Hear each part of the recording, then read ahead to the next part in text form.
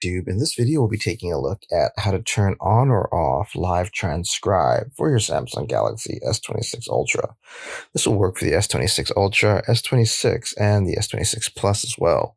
If you like this kind of content or find this kind of content helpful, leave a message down below. Don't forget to subscribe, and thanks for watching. So if you want to turn on or off live transcribe for your S26 device, thankfully it's pretty easy to do so. The first thing you want to do is actually jump into your setting. Once you're in your settings, you want to scroll down and you want to look for accessibility. And then from there, what you want to do is hit accessibility. From there, what you want to do is scroll down and you want to look for hearing enhancements. And then when you find hearing enhancements, you want to hit hearing enhancements. And then from there, you want to hit live transcribe and you can turn on or off live transcribe.